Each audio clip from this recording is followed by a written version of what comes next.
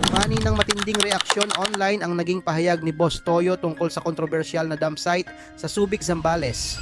Nagsimula ang issue matapos ipalabas ng eyewitness ang dokumentaryong Ibinasurang Paraiso ni Cara David.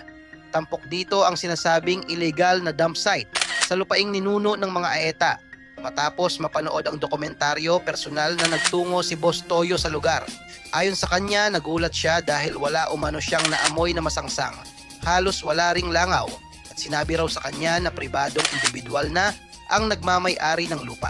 Ngunit kinontra ito ng eyewitness. Ayon sa programa, may mga dokumento at opisyal silang impormasyong nagpapatunay na bahagi ng ancestral domain ng mga AETA ang lugar at hindi ito pagmamay-ari ng pribadong individual.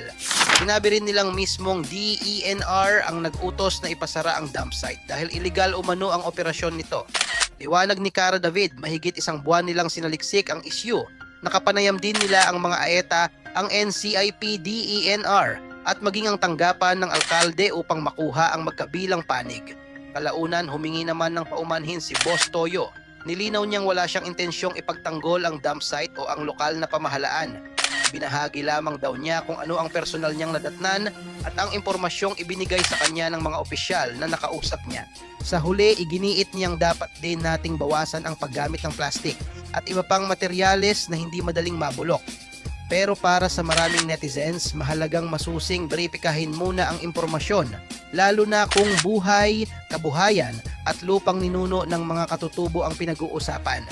Kayo, sapat ba ang paliwanag at paghingi ng paumanhin ni Boss Toyo? I-comment ang inyong opinyon.